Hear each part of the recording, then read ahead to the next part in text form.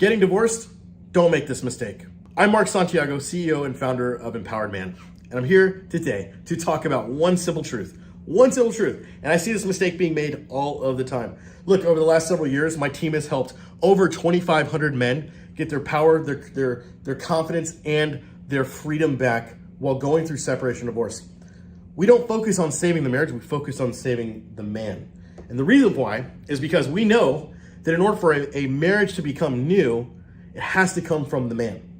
Now, a wife can do all the things that she wants to do. She can get better herself. She can go to therapy. She can do all those things. But a man has to lead. And when a man leads, when a man steps up and actually leads and takes authority and takes responsibility, something in the atmosphere shifts, something changes. Why? Because his strength, his masculinity has finally shown up. Now, I remember facing separation around 7 years ago multiple times. And, it seemed like my ex-wife and I were kind of a pattern where it would be okay for a couple of years, then there would be separation, she would leave, et cetera, et cetera.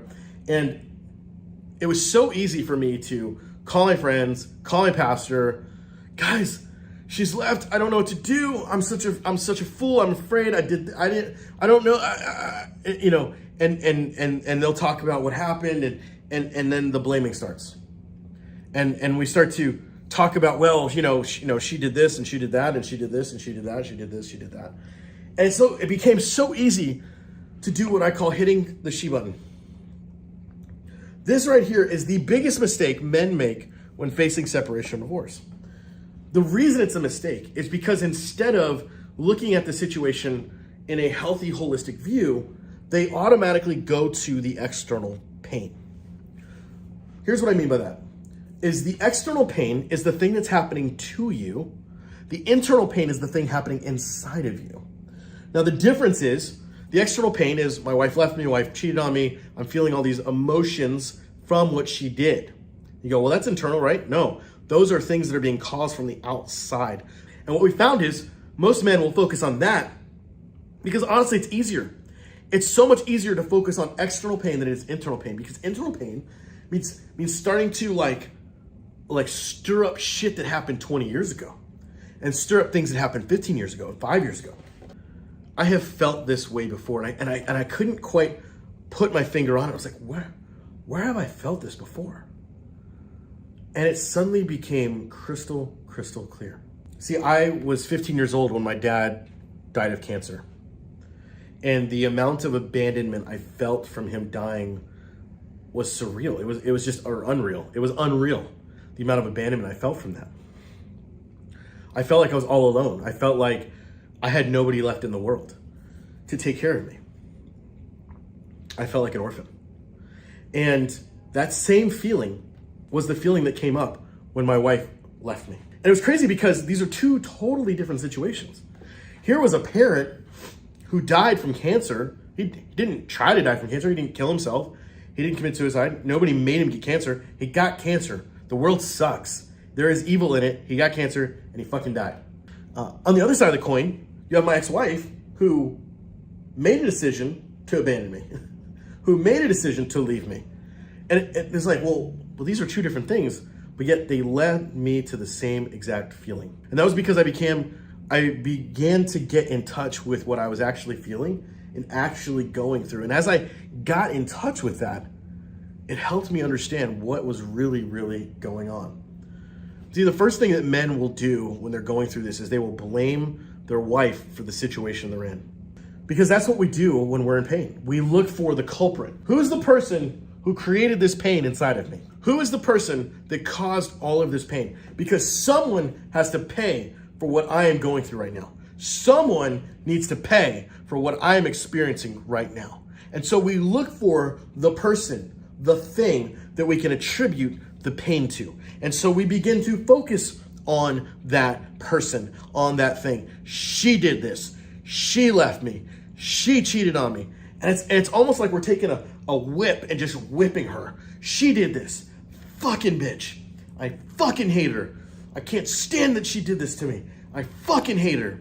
And that's what we do because everything just comes back to this. It's just hitting the she button, hitting the she button.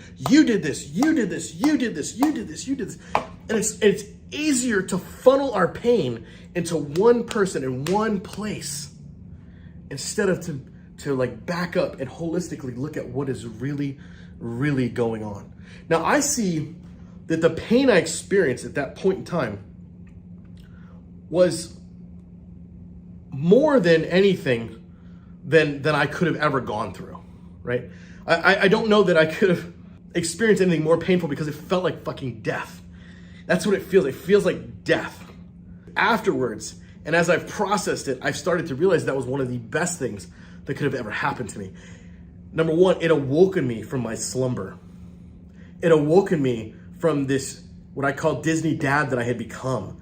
This man who was lethargic, who didn't have a lot of zest for life, was just going through the motions, was very religious, right? And he was starting to play everything safe, playing things safe, instead of actually growing in who he was as a man, hiding behind spirituality instead of being upfront and honest about his lack of security, his lack of growth, his lack of masculinity, all those areas where he was lacking. He wasn't honest about me. That was me, because I was scared.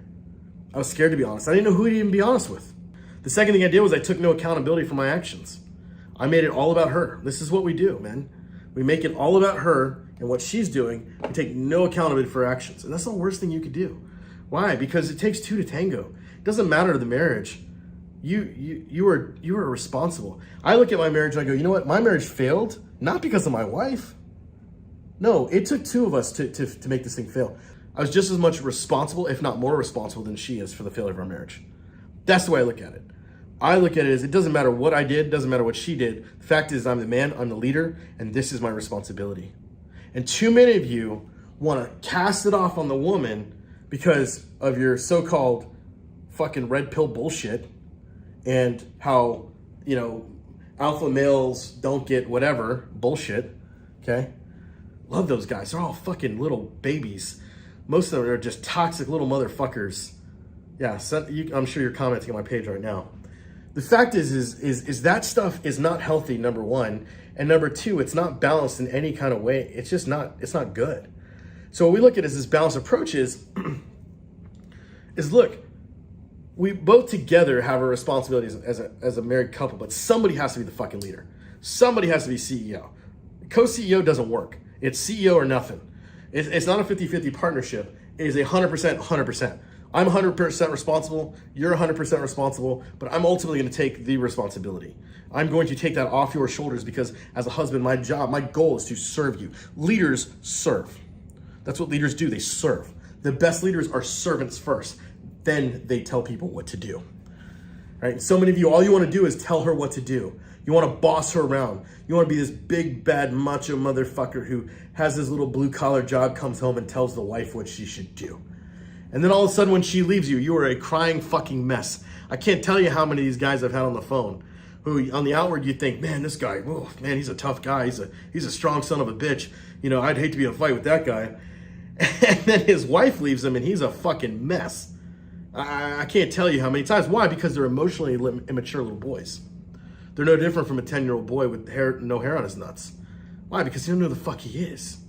You find your identity in your job. You find your identity in how other men perceive you, right? You find your identity in that. You find your identity in how hot your wife is. Instead of finding your identity in just being a fucking man and what that looks like. Why? Because you have no grit for that. You probably didn't have a dad, or the dad you had was an asshole, right? And so all of this creates this mess, this perfect storm of shit that hits when our wife says, I don't want to be married anymore. And this was me, guys. This is what I went through. I say all this from a place of authority because I lived this. I was that guy. I was that guy who had an asshole of a father, who, as much as I loved him, he was also not a very good, healthy man, who emotionally abused me. And I don't say that as my crutch. I'm just saying that's what I learned. And so therefore what I learned is what I became and what I did, what I didn't know what to do with. Now, instead of emotionally abusing like my children like he did, I almost went the opposite way and wasn't standing up for things. I didn't stand up to my ex-wife. I cowered at a lot of the shit she came up with, and that's how I failed. I didn't set boundaries. I didn't demand respect through communication and boundaries. I didn't do any of that stuff. And so therefore, she walked all over me. I allowed her to do that. And by allowing her to do that, I contributed to the failure of the marriage. And so that's why I take full responsibility for the failure of the marriage, because a leader does that. If you don't want to be a leader, fuck, then fine, go, bye, see ya. This isn't the channel for you. If you don't want to be a leader at all as a man, and you just want to sit back and go, well, it's her fault, she did that, and this, I'm just a husband, If that's you, this isn't for you. I can 100% guarantee you that, because we only work with the guys who are ready to go, you know what? Fuck, I did not do my part. And my kids watched that, and I don't want my kids to see that ever again. Look, if you have to justify all your behaviors, there's something wrong. You're running from something. You're not being honest. And I can't help you. Nobody can help you until you're fucking honest with yourself. It starts right there. It starts with being honest with you before you can be honest with other people. We get guys on the phone all the time that want to join our Thrive program. They want help. We're like, hey man, we want to help you. But then as we start talking, like, something's not lining up with your story. And you start questioning it. You start calling out this, the things that are happening. And it come to find out they're fucking lying. I can't tell you how many men have lied to me about money. They'll say, oh, I'm broke, I ain't got no money, I'm good at money. And then I'll say some things and they'll say, well, actually I did lie to you. I have $25,000. What the fuck? Well, it's, they justify it because, well, I don't trust you. But you're lying. It doesn't matter. It's not like I can beat the shit out of you and rob you. I'm on a phone with you. I'm not going to rob you, right? But that's how we are as men in this country, because we don't have authority. We don't have empowerment. We have disempowerment. And I'm here to end that. I'm here to empower men in a healthy way, not this all the way to the extreme alt-right whatever kind of way, and not to the extreme liberal kind of way, but to find a healthy center, to find a healthy balance of masculinity. That's what we do here. Look, everything that you've been doing with the she button and blaming her and all this stuff, it leads you to becoming the most unattractive man you can possibly be. Because women are looking for empowered men. They're looking for men who take responsibility for actually own their shit. They make her feel heard and understood, and they're willing to give her space, so they're secure in their masculinity, and they're willing to do the internal work it takes to be the kind of man she deserves. So are you that guy? Are you that guy that says, you know what? I'm gonna fucking work on myself.